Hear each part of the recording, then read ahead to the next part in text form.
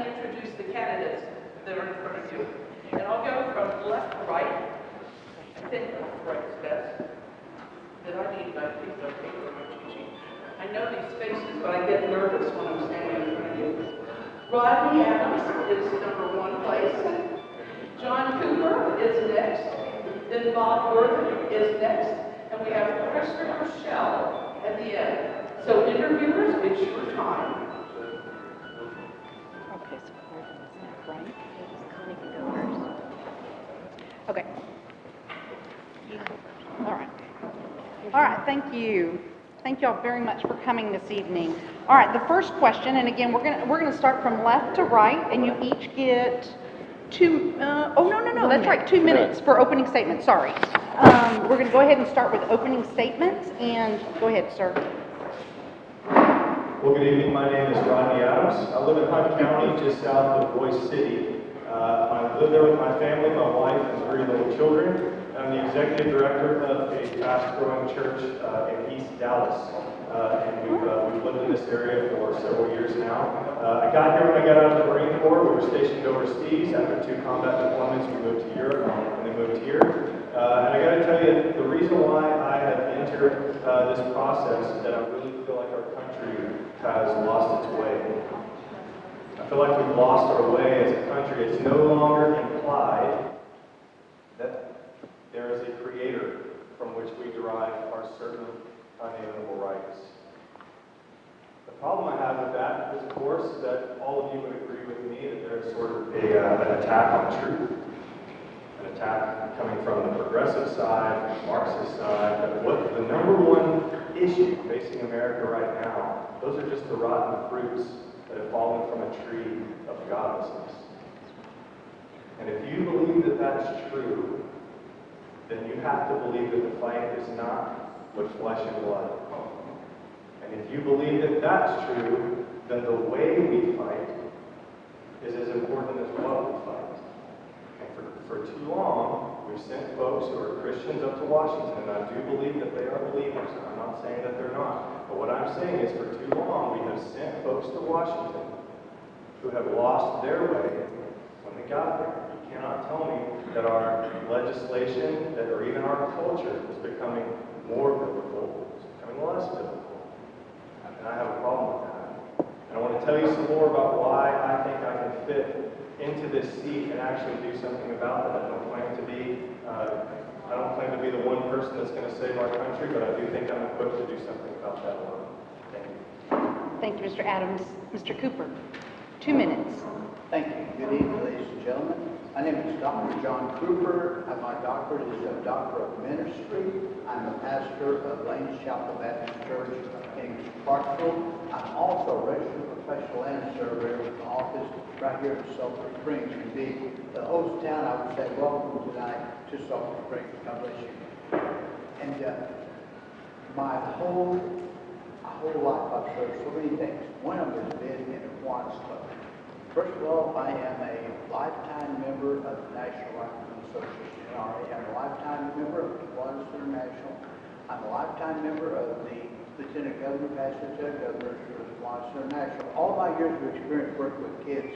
And I look around today and I see our kids are going to be 26, 28, 30 trillion dollars in debt. Now I look around and moving on the forefront is what they've been taught in schools and the educational system. And here they have bloomed out, and we're having our own kids coming out and being socialist, communist, socialists, and agree with it.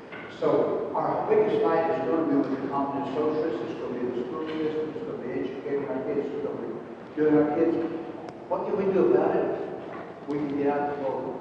Now, I passed out over 31,000 brochures last year about communist socialism to churches and places like that. They did not come out and vote. We can then do recall elections. We'll put them on the deep pitch for a change, and they'll run like scared cats. And then we take them to a court of law, and there we will get them. Ladies and gentlemen, my name is John Cooper, and I'm running for congressman. Thank you. Thank you, Mr. Cooper. Did you say Worthen? Is that That's correct. Yes, Mr. Worthen, 2 minutes. My brother is Chief Justice of the 12th District Court of Appeals. I'm a 7th-generation Texan. And I had something else prepared for the night, but sort of last minute. decided this was very important, so I'm going to read this to you. To all, I wish to make a statement. It has come to my attention from fellow delegate supporters of mine that they received a push poll from Google.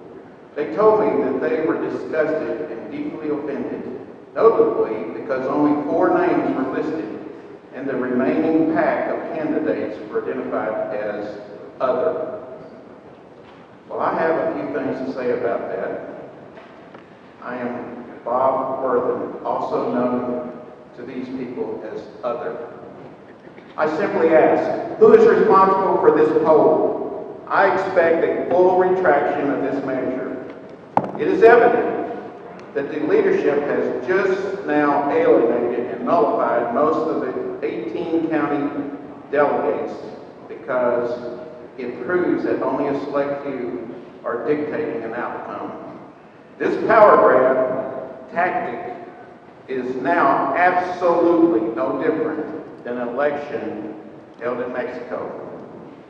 Do we in this room really want to move forward with all these unanswered questions?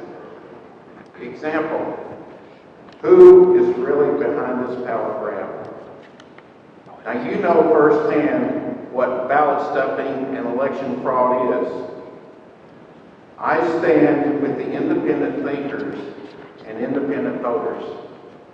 I stand for open and fair elections, real truth and open honesty. I remain one of the others as designated. Thank you, Mr. Worthen. Mr. Schell. Schell, that's great. Yes, 2 minutes, please. All right, well, I got bad news from Bob. Fix this in because we got out talking to 2 preachers. So we don't have a chance, man. There's a whole other situation. My name is Christopher Schell. Born and raised in Texas, and I worked for Congressman Hall during his final 10 years in office. There you go. Oh, better. So I worked for Congressman Hall during his last 10 years in office. I worked for 2 other members of Congress, Republicans, and I spent a year in the Department of Farm. Got a law degree with SMU. That's my background. My dad was appointed by Reagan, so a very fair man, very, very judicial. Growing up, my dad didn't know what I did. He wanted to know, why did you want to know that? The reason I'm running is because I worked for Congressman Hall and developed an intimate understanding of legislation, how you treat people, and how you are effective and accomplish things. A lot of people talk about how to get things done, but I know how to get things done. I have actually worked with people who often at the beginning completely disagree with the position of my bosses, and then work to get those things passed. You don't will things into being. You work them into getting accomplished. So I want to go out there and do what I have been trained to do for these many years. I look at what's on the horizon, COVID, a lot of aggression, trade problems, massive debt and deficit. This is not a time for on-the-job training. This is time for somebody who knows the district as I do and has accomplished legislative agenda items and who knows how to get things done. I would submit that I am probably the most experienced person in that regard. I spent 10 years sun up to sundown thinking about this district and have honed my craft ever since, and I care for every single person in the district. Thank you all very much. Thank you, Mr. Schell. Okay, for our first question, you have 1 minute to answer this question. We are going to start here. We're going to start with somebody different each time. The first question is, and again, you have 1 minute. Mr. Adams, name a significant public policy achievement you have ever championed, fought for, and successfully delivered. It's a great one. This is my first day in politics, so that is not my cup of tea. I'm outside of politics. My problem is that I think that policies are downstream from culture. Chuck Colson said that.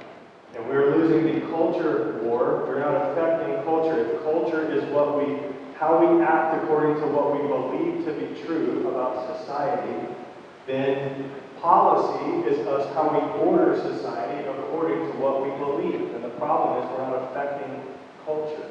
And That is directly comes from the godlessness issue that I've talked about. So no, I've not been involved in creating policy, but I've been intimately involved in creating culture, particularly from the Christian church and the progressive part of East Dallas.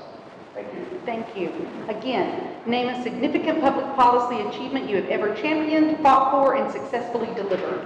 Mr. Cooper. Thank you. Mine will come out of the Kiwanis Club. For many years I've served and serving our kids. And we have, as being Lieutenant Governor for the whole state of Texas, not state, whole state, but for Division 32 of the Texas-Oklahoma District, we had the privilege of raising a lot of money for our kids, and we did that. And in our first endeavor, we raised over $19,000. We carried it to completion. We had a great successful year, and God bless the end of it. Thank you very much. Thank you. Mr. Worthen. Okay, I'm a businessman, but I have fought for voter and community rights of the people. One thing that I did in Texarkana was I pointed out to the city council and the people in charge there that the lockbox ordinance, which is in every city in Texas that I know of, is unconstitutional for 2 reasons. I got that changed to where any building under 5,000 square feet, they have made a couple of exceptions now, but is no longer under the lockbox ordinance in Texarkana.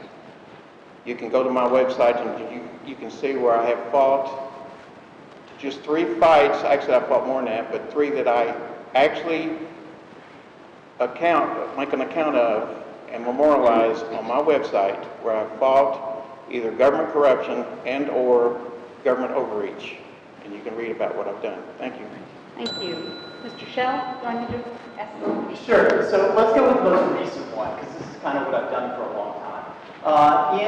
With one of my most recent lawsuits, we were given a 2% chance of passing a bill that would reorient money from things like interpretive dance for mental health problems and substance abuse. Boston, I kid you not, had a hotline if you were having difficulty with the snow, okay?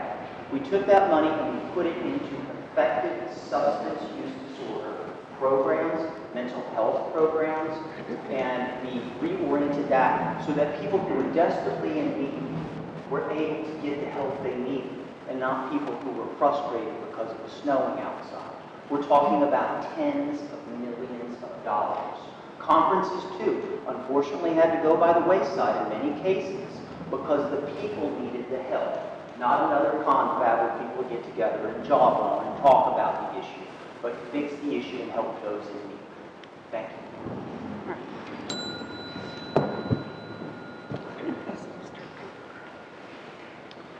Good evening, gentlemen. Let me tell you that the questions that I ask, I on purpose ask them in a way where I don't lead the witness, okay? So, and we will start with, let's start with Mr. Worthen.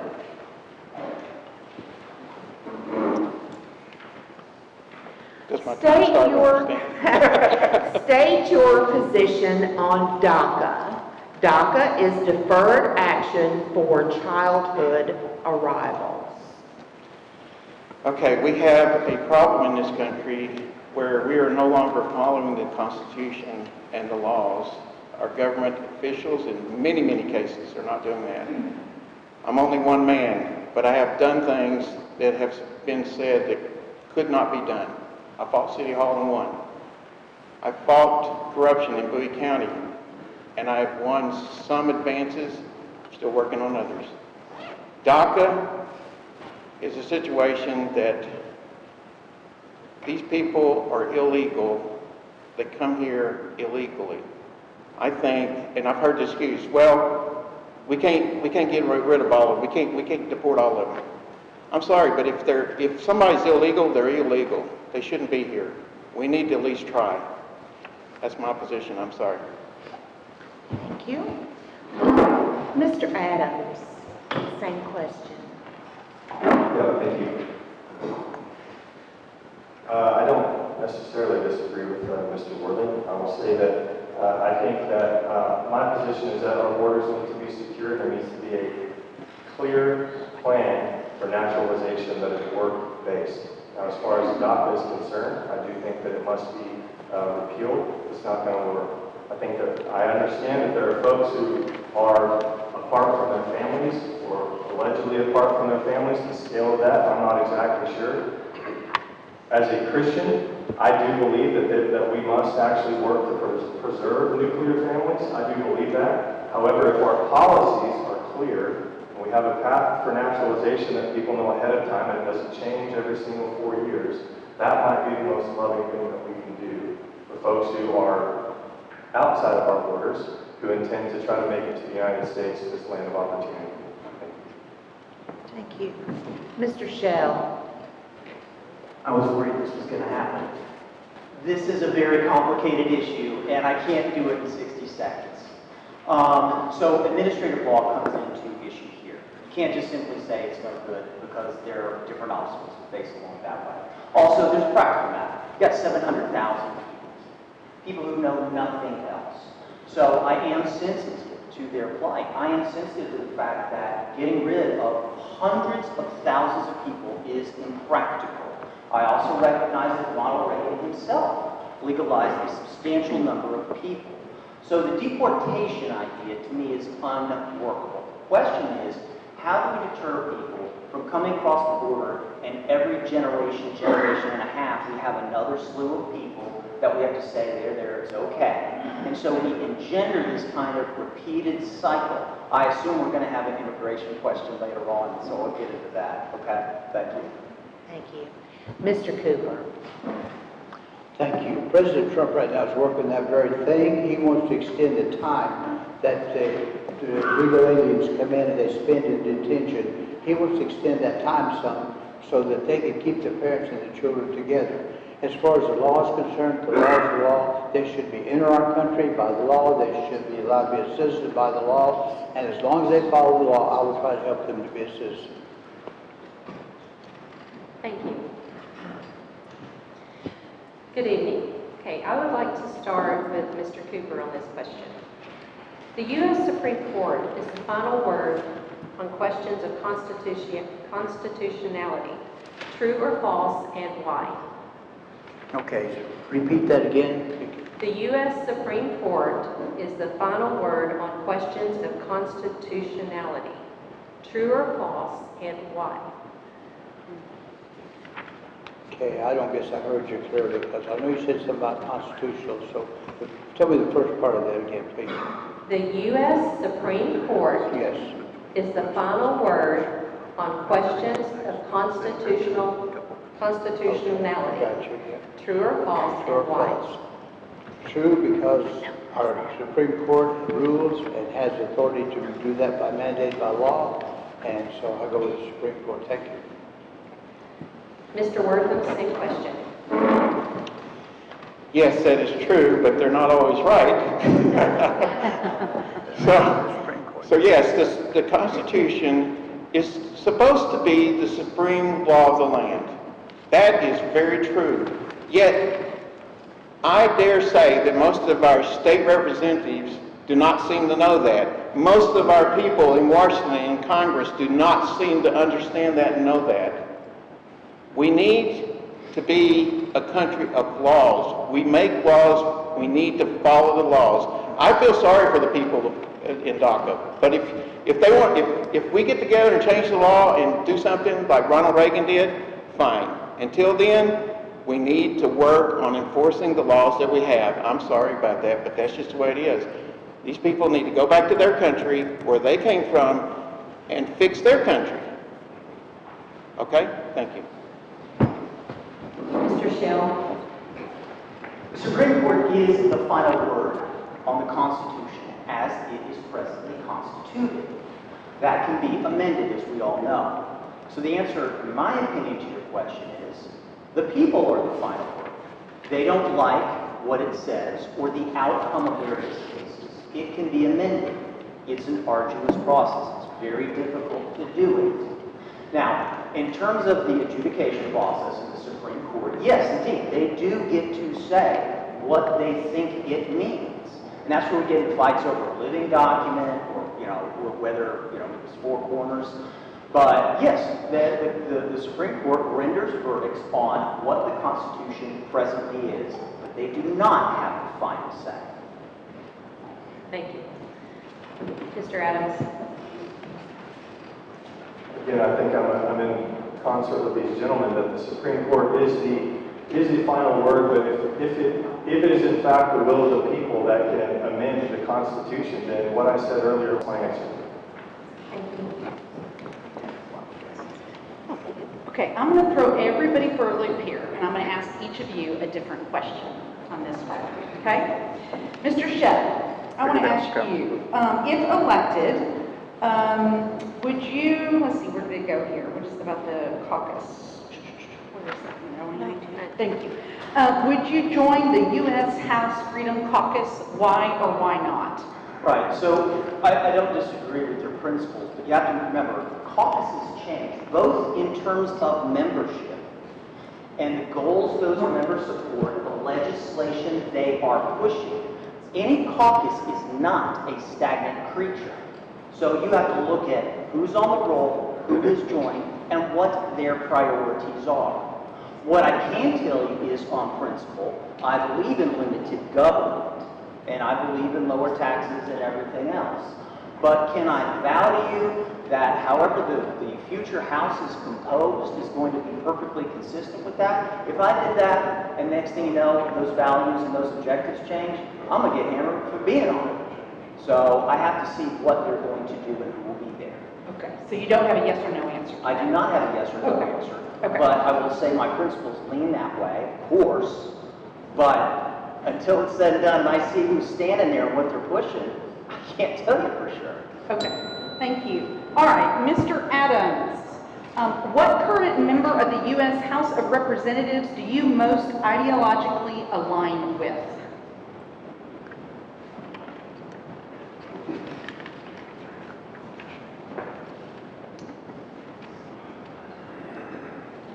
I don't really see anybody from the House, I'm sorry. I really feel like my position remains firm, that we've lost our way in this country, and I'll name someone from the Senate. I generally align with Senator Josh Hawley out of Missouri. I think he's one person that is not afraid of his Christian values. He fights the right way. It doesn't mean that he backs down. It doesn't mean that he is the nice guy that gets run all over in Congress, or in Congress. You can go look at any of his videos. You can watch him holding big corporations accountable. You can watch him holding the tech companies accountable. I see a man that pushes his Christian, biblical values inside the halls of Congress, and he actually gets stuff done. And I see a man that's actually creating Christian conservative culture. Thank you. Okay, Mr. Cooper, what federal policies do you support for a healthy economy and to help the broader American public improve their economic positions? You want the broader policy? Mm-hmm. What federal policies do you support for a healthy economy? Well, first of all, if it ain't broke, don't fix it. Trump has done our economy so wonderful. There's not much you can do with it except when we get past the coronavirus, we get past this stage, our economy will bounce back. We will have a great economy. It will exceed our expectations, and I predict it will be absolutely greater than we imagined. And I don't know how you can fix something if it don't need to be fixed. So I'm going to go with what Trump does. I'm going to back him all the way. I'm going to see to it that he gets the job done. Thank you. All right, Mr. Worthen, if elected, what single thing do you want to have accomplished by the end of a full 2-year term? Totally reform education. Everybody that here that has heard me speak know that I don't speak about my resume. I've got a fantastic resume that I will put up against anybody. I'm a very successful businessman. I have the #1 store in our family. And education is where we're failing. I just gave a math test, which I had here. I can do every question on it in seconds, in my head. I had a college junior, miss 9 out of 10. That's unacceptable. We need to fix our education system, and we need to fix it now. That's true, that's true. If I can get legislation passed that will fix our educational system, I will retire from this job. Thank you. Thank you. Okay, gentlemen, this will be the last question, series of questions for this panel. So I'm going to ask each of you the same question, and we'll start with Mr. Cooper. State your position on red flag laws. Red flag laws. Oh, red flag laws. Well, I don't like them. But they're valuable when you start looking at what's going on. When you see this, you need to be aware of it. And so basically, they have a purpose, but they can be effective and not effective. Thank you. Mr. Adams. Again, I'm going to keep on message. I think everything that we do has to fit through the biblical worldview lens first. Everything. That's the first filter. Biblical worldview lens. And I have my position here the entire time has been that's what I'm prepared to do, and I'm not easily moved off of that. I've not been in politics before. I don't actually owe anybody anything. I'm my own person. I'm here to fight for 4th District. I live in 4th District. And everything's going to go through a biblical worldview first. Then it's going to go through the conservative worldview next. And that's my pledge to you. Thank you. Mr. Worthen. Could you refresh my memory? Because I'm going to be honest, I'm not sure what you mean by red flag law. Oh, you really don't want me to define red flag. I do. I'd love to. Go ahead. So part of it, Mr. Worthen, it has to do, I'll just give you a hint, it has to do with gun control. Gun control. I'm a gun owner myself. I have a number of guns, and so I am for a very strong supporter of our law-abiding citizens owning firearms. It's definitely something that we need to do. I am not for criminals owning firearms, but if we do away with the lawful people owning firearms, then we will have a problem because the criminals will be the only ones, especially with these cities defunding our police department. I don't know why I had a senior moment or something there. I should have known that. Thank you. Mr. Schell. Not Bible. Thank you.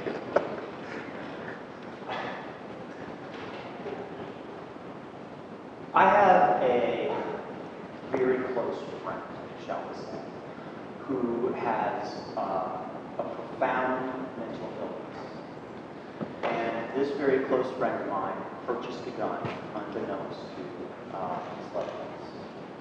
He was, in my opinion, very much on the verge of committing suicide. Given the history of this person, I think it was likely he or she would have done so had it not been for an intervention at the last moment. So while I am greatly in favor of Second Amendment rights, and I would be happy to go through that with anybody in this room, I do understand that some people are profoundly mentally ill, and they can do harm to themselves or others, and that concerns me.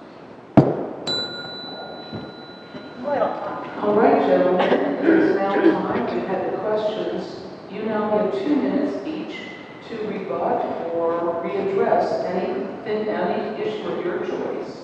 If you would like to start now. Rodney, if you'd like to start?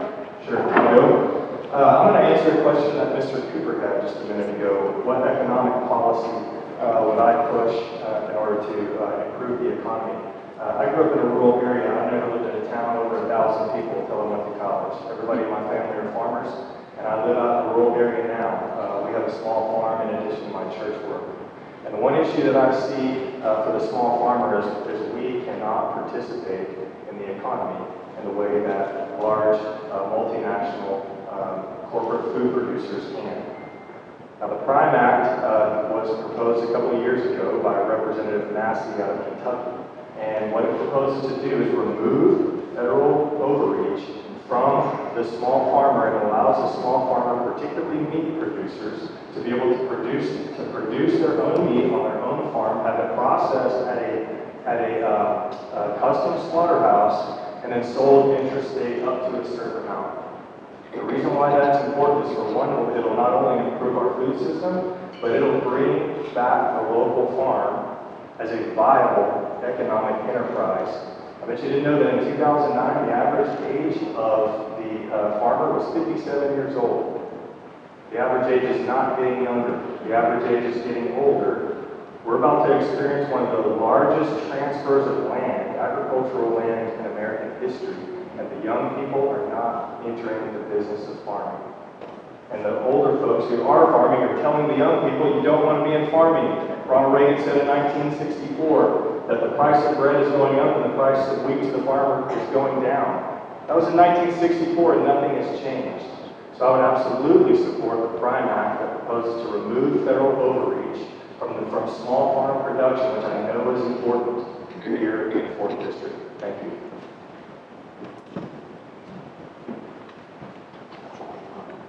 Mr. Cooper? Thank you.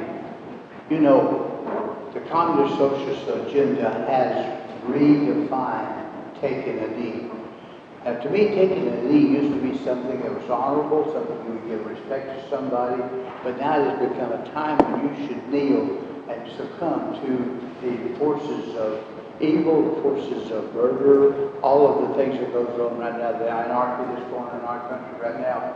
And so I will never take a knee to our country.